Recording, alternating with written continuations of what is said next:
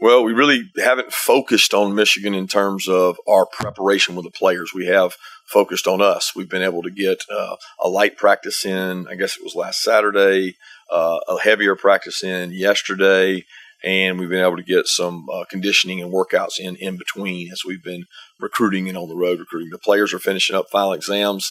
Today is the last day of final exams, so they're finishing up those. They've had a hectic time getting ready for that. They've also had a little bit of off time. But as we turn the page kind of towards Michigan, we as a staff have been working on them for several days now, preparing, getting things ready. We'll start prepping the players for some of that here in the next couple days, and we'll kind of batten down the hatches and start practicing a lot heavier here tomorrow for those guys.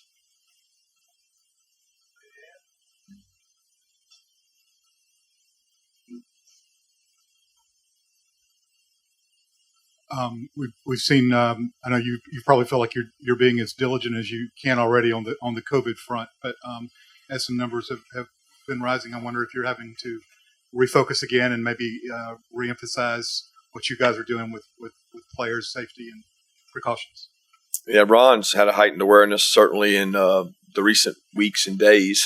We've got a large portion of our team that's been vaccinated and continue to be diligent about that and ask the guys that aren't to be extra safe. And we've taken some precautions around the building to be smart. Certainly that time of year, we went through the kind of, I don't call it a flu season, but we had a little bout with the flu there that made me concerned as well about COVID. But here in the last couple days, we've really been on top of it, and our guys are understanding that we have to be safe. We cannot afford to lose anybody at this time, and Ron and his staff have been incredible. Kirby, obviously you put out the statement about Lanning and his departure. Just wanted to get further comment on that and how that's been. And clarification, when you said that Schumann and Muschamp would be co-defensive coordinators going forward, is that for the bowl game or is that for next season? Yeah, clarification is Muschamp and both Muschamp and Schumann will be co-coordinators. That's what the clarification is. So Lanning's done a tremendous job here. He is by far and away one of the most loyal guys, hardworking guys that I've been around. He's bright. He's energetic. He's a good teacher. He'll do wonderful things at Oregon. I'm so happy for him that he got an opportunity for a job like that. He had several interviews, several opportunities that he was not interested in, some that he was, and it was one that he thought would be a great opportunity. So I'm glad he's staying on with us to help us finish this thing out. He's done a great job. Coach, a couple minutes ago, Lewis said that Michigan plays big boy football. What stands out to you in terms of their physicality and what you've seen so far? Great run game, great backs, 3 really good backs, really physical. I mean, just extremely physical at the point of attack. 2 quarterbacks that are, one's really athletic, the other's athletic, and they use both those guys. They do a really good job. I mean, they keep you off balance, and they have great play action game, great use of their tight ends.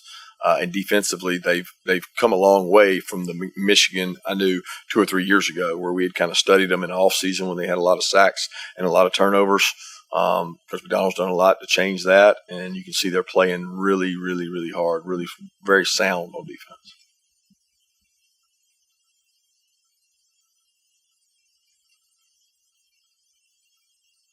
Kirby, I guess you're going to find out more as practice really does get going. But, following the SEC, how is the mentality of the team? And I think thereafter you said that, you thought you'd have their attention more so.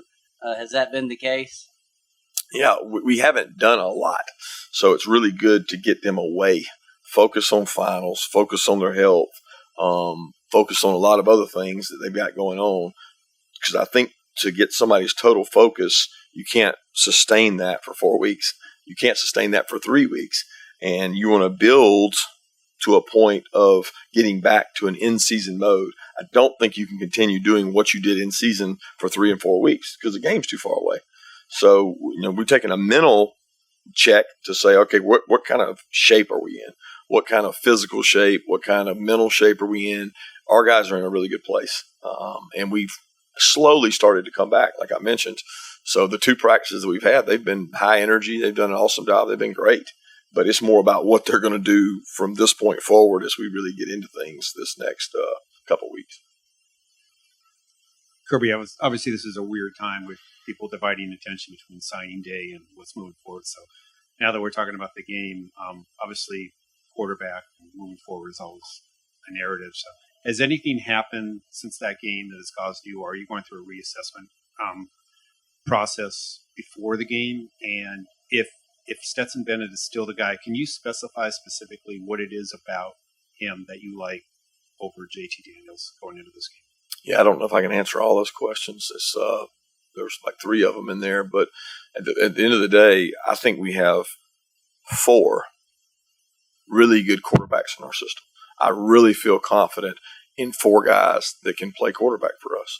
I continue to say and repeatedly say both those guys are evaluated each and every day. Stetson did some really good things in the Alabama game.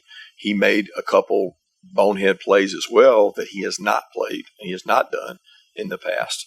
Just like we reassess every single position, just like I said after the game, we reassess everything by how you practice, what you do, and everything you do. But his feet have been a blessing for us. His ability to run, scramble, make things open, make plays with his feet have been good. He made a couple poor decisions in the last game, but he's not the only one that did that. So we'll continue to evaluate it. I hope that answers it for you.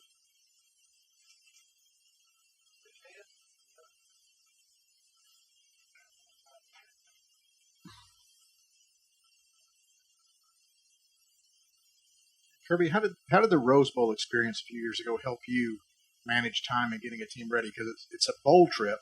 You're there several days early, but yet there's huge significance in this game, unlike other bowls where there's another game after this one conceivably. How do you approach that with the team, and it still being a bowl trip?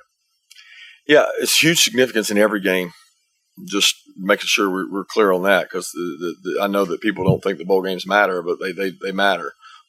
Certainly being in the CFP heightens the attention to it, and we have a really solid plan. I was able to be a part of that CFP process while at Alabama. I was able to do it here, and we feel really comfortable with the prep.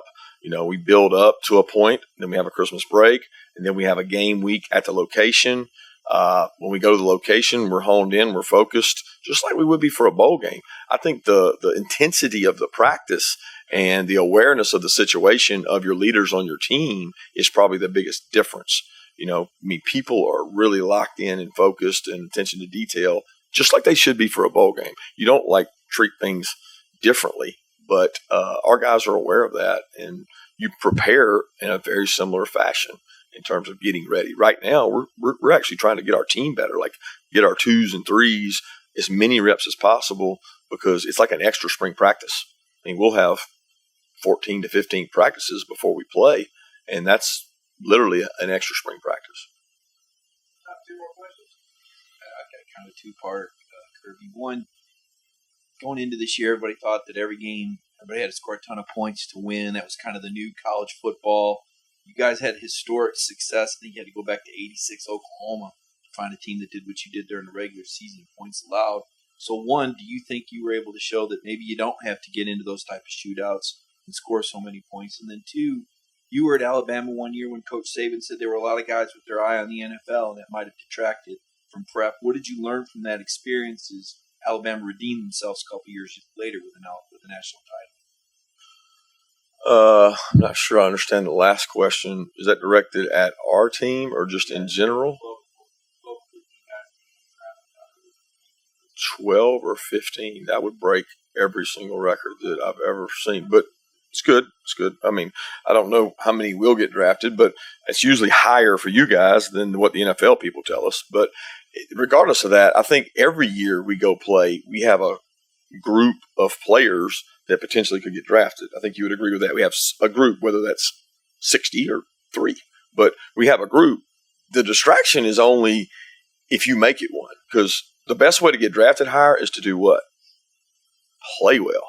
And I think the distractions outside of our building, they're there year round. The distraction of an agent or a whatever, social media, that never changes. It only becomes greater and greater and greater as you move along throughout the season. But these guys have been incredible at being focused at what they have to. I mean, Michigan has guys that are going to get drafted that have that. Alabama, Cincinnati, that they all have good players. They wouldn't be there. So everybody's dealing with that, and how you manage it internally. I'm talking about within your skull session groups, your leaders on your team. That's really a team that comes out ahead, that has the ability to jump out ahead. As far as your defensive question, I mean, I think it's week to week. I think it's really how your defense plays. Could our defense keep us in some games where we didn't have to shoot out? Sure, we did some. We did that some this year, but we also had ones where people scored. There was time at the Tennessee game it was looking like that. Certainly, the Alabama game would be one, but a lot of that is based on what we did. Meaning, what did we do? We didn't play this coverage right. We didn't play that coverage right. And when you don't do those things, you give up big plays. And when you give up big plays, you have to score points. So it's twofold. It's a total complementary football. And the one thing we did really well this year was play complementary football, and we didn't do that the last time out. Kirby, you were talking about the extended or basically an extra spring practice, and I wanted to ask you. You talked about some guys in the defensive backfield, Javon Bullard, I guess being one of them, maybe Kamari Lassiter as well. Is this kind of a golden opportunity for those guys to maybe kind of get over the hump and being on the cusp to kind of maybe earn a role for themselves? I mean, is that something you guys are looking for to take place during these types of practices? I don't know how realistic. I'm in my career, which has been long being around bowl practices. I've probably been in a bowl game, everywhere it seems like I've been in a bowl game. You don't see a kid go from like, okay, he just had this magic switch and he just took over. I've seen him grow and get better. And we got some guys out there that I think like, man, that guy's gotten a lot better, man. He looks good. He was on the scouts. He's working. But to say he's going to go play in this environment and take over, I think that's a little bit of a stretch. If injuries happen, yeah, it could happen, but it's hard when you say this kid's only been here, 6 months in the case of some of those guys you mentioned, for them to leapfrog and take over for somebody that's been playing in the system. And it's not like, oh, you just have to play the guys in the system. No, it's you play the guy that gives you the best chance to win. That's what we do at every single position. You play the guy that gives you the best chance to win. And when you do that, a lot of times the youngest ones don't have that opportunity. They haven't been in enough battles to be able to do that. Thanks.